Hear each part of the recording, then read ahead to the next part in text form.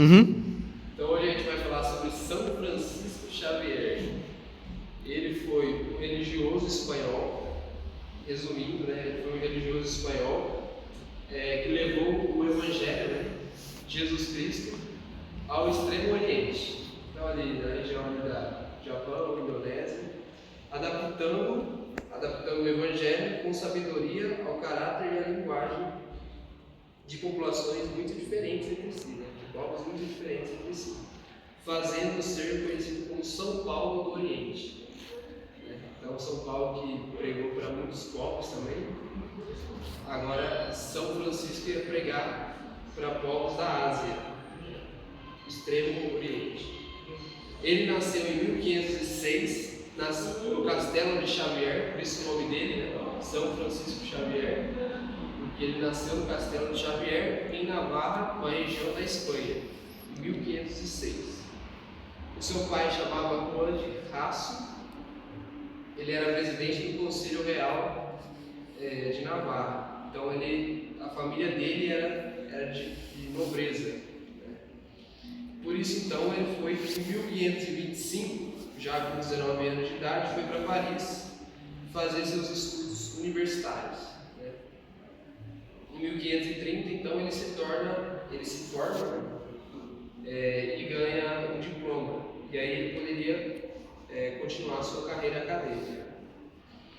Pronto para a carreira acadêmica. Então, ele vai se formar em teologia, então ele vai fazer o curso de teologia, e aí ele conhece então Inácio de Loyola e Pedro Fábio. Inácio de Loyola é o Santo Inácio de Loyola. E daí que vai surgir uma amizade, enfim, entre eles. E aí Santo Inácio até comenta, né, sobre São Francisco naquela época, né, naquele início que eles se conheceram. Chamou Francisco como um pedaço de massa mais difícil que amassou. Então, São Francisco era uma pessoa difícil de lidar, né, quando Santo Inácio conheceu ele. E com o tempo e com a intercessão de Santo Inácio, né, com as orações de Santo Inácio, com a ajuda, né, de Santo Inácio, o coração de São Francisco foi cedendo ao amor de Jesus, né, ele foi se convertendo, né, ao catolicismo. Até que então ele entrou no verdadeiro processo de conversão.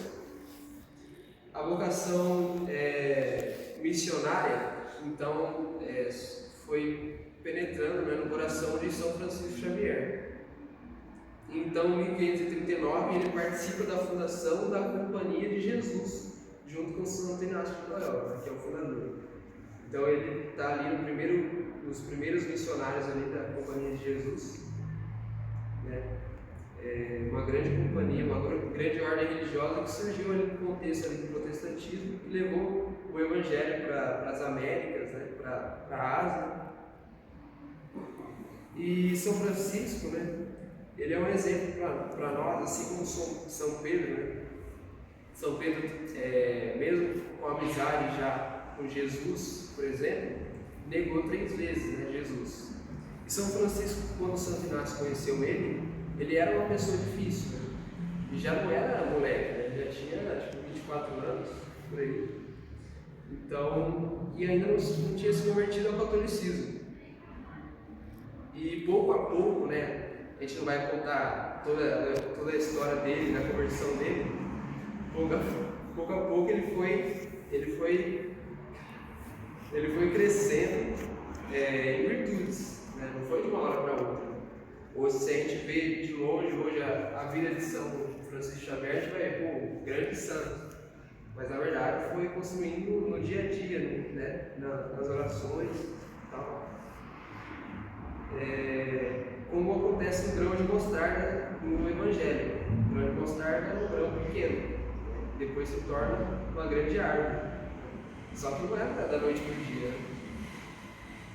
Tanto que São José Maria Escrivá tem uma frase dele, né, que diz assim: viste como levantaram aquele edifício de grandeza imponente, um tijolo e ouro, milhares, mas um a um, e sacos de cimento, um a um, e blocos de pedra que são bem pouco ante a mole de conjunto. pedaços de ferro, e operários trabalhando dia após dia, às mesmas horas. Viste como levantaram aquele edifício de grandeza imponente, a força de pequenas coisas. Então foi pouco a pouco, né? A conversão de São Francisco. Depois ele vai se tornar realmente um grande santo. Então o Santo Inácio ele achou que São Francisco ia ser um colaborador mais íntimo dele, né? Porque Santo Inácio vai ficar em Roma, né? E enviar os missionários para o mundo inteiro. Ele achou que talvez São Francisco fosse o sucessor dele, mas não. Aí o Papa Paulo III, no dia 7 de abril de 1541, manda São Francisco Xavier para as Índias, porque ele queria evangelizar aquelas terras que foram conquistadas pelos portugueses. Primeiro, então, ele chega na região de Goa, que era uma colônia portuguesa na Índia. Nessa viagem, uma viagem bem difícil, né? Ele foi com um veleiro, então demorou 13 meses para chegar em Goa.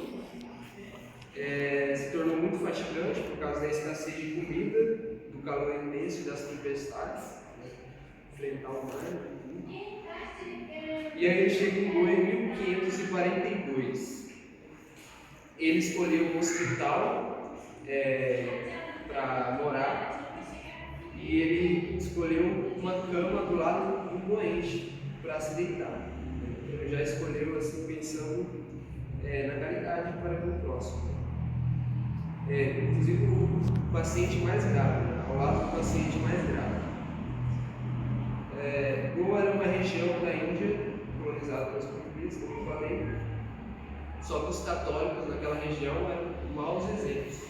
Então, tinha todo tipo de depravação, todos os dias. Entendeu? Então, ele estava lá para converter também os católicos. Só uma dúvida, era que nem o nosso panorama do João, hein? Eu acho que era o pior. 1000 vezes pior. E era todo dia, entendeu? Era o normal da região. O normal era aquilo, todos os dias. E aí, então ele vai lá para evangelizar todo esse povo.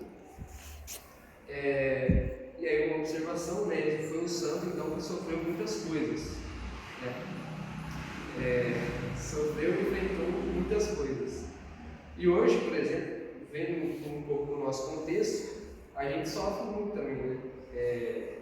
Outras pessoas mais, outras menos, mas assim, às vezes a gente sofre na academia, aí levantando peso. Sofre no dia a dia. Ou a pessoa, sei lá, acorda 4 horas da manhã para ir para o trabalho, pega transporte público, entendeu? É um sofrimento ali no dia a dia. Né? Então é preciso a gente direcionar esse sofrimento para Deus, oferecer uma forma de oração, assim como Jesus fez na cruz, fez na cruz do Calvário. E também que não seja um sofrimento só pensando em conquistar algo para nós, né? Também pensar em conquistar algo para Deus, né? Evangelizar, levar o Evangelho para as pessoas, levar alegria para as pessoas, né? Principalmente isso.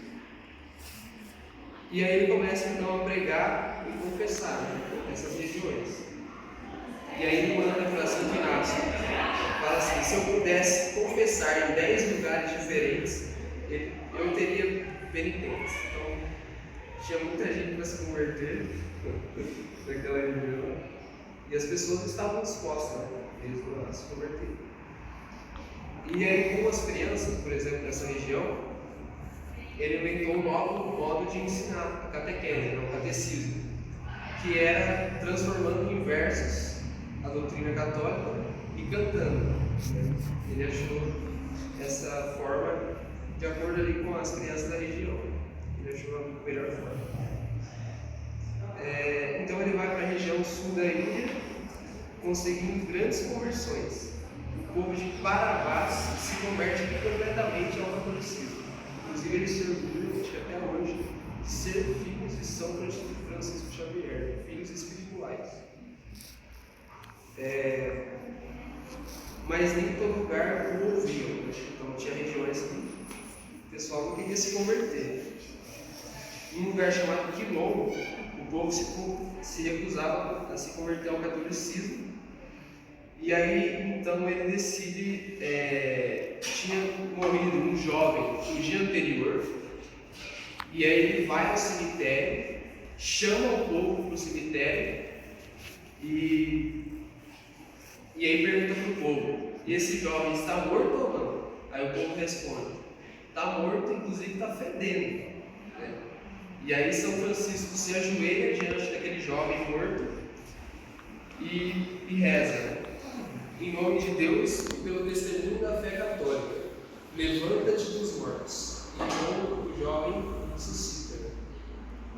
E não foi só esse caso.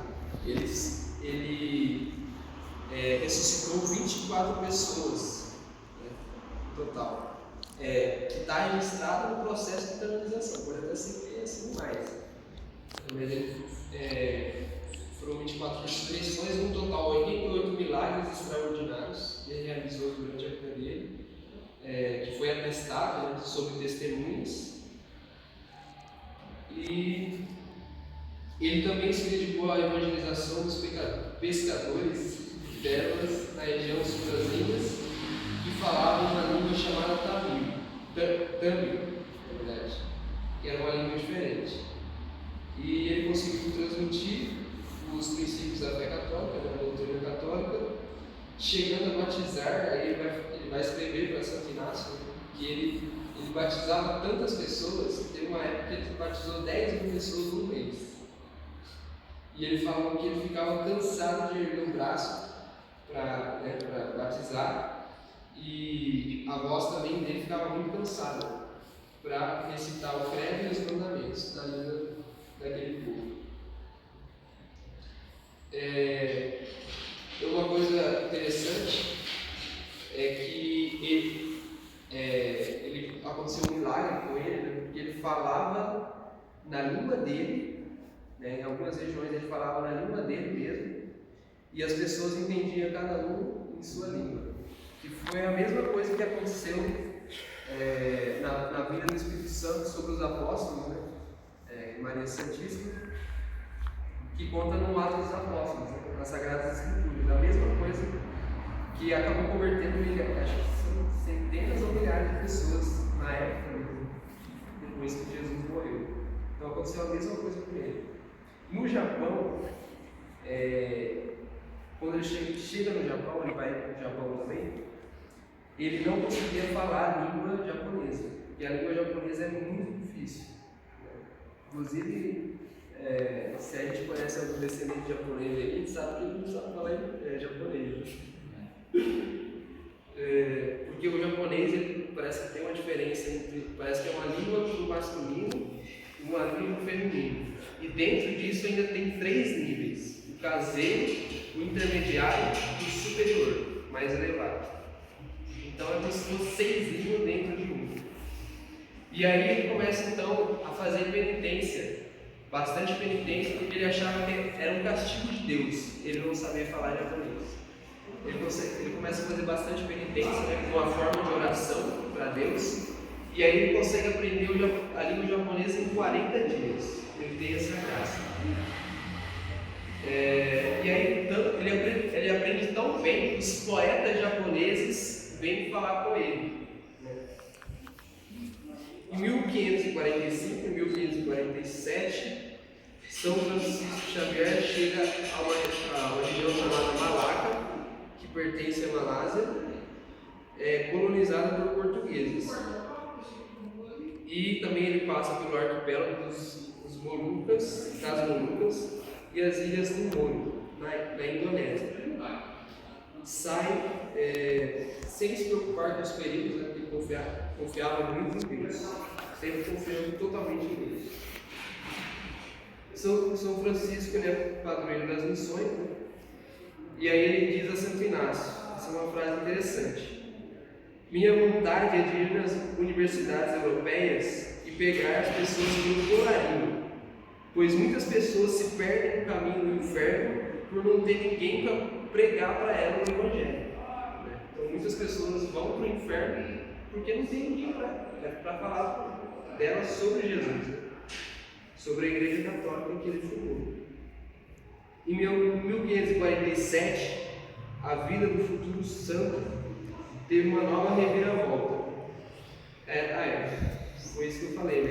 Ele vai para o Japão por quê? Porque ele encontra antes um fugitivo japonês que queria se converter ao catolicismo, né? Chamado Ranjiro, o rapaz, o homem. Então isso suscitou ele para ir para o Japão evangelizar.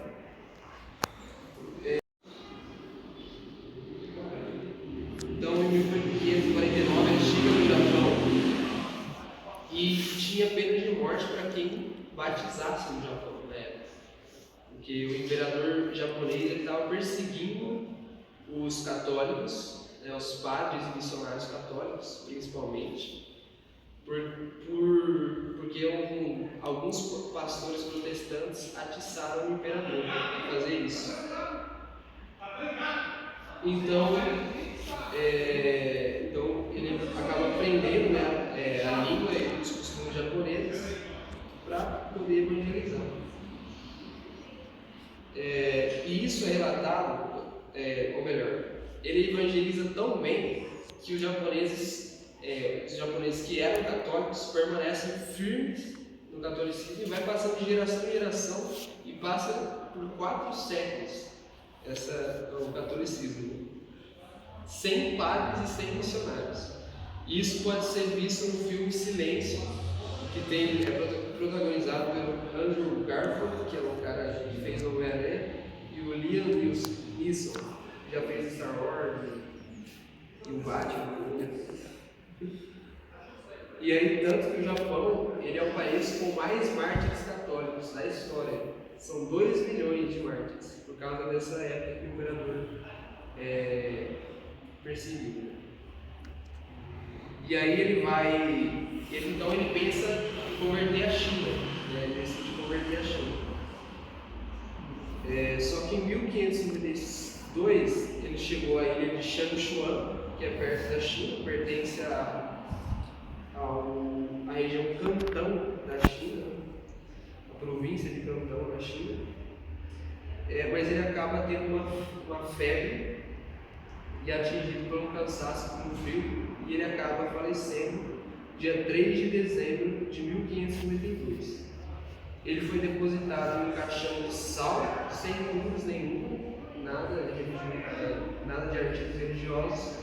Isso permaneceu por 2 anos, e até que foi trasladado o corpo dele para Goa, né, que é aquela região da ilha que ele evangelizou primeiro.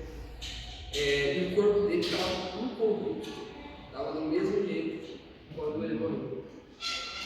E em 1614, o braço dele é transportado para a igreja da Companhia de Jesus em Roma, né, que chama a Igreja de Jesus.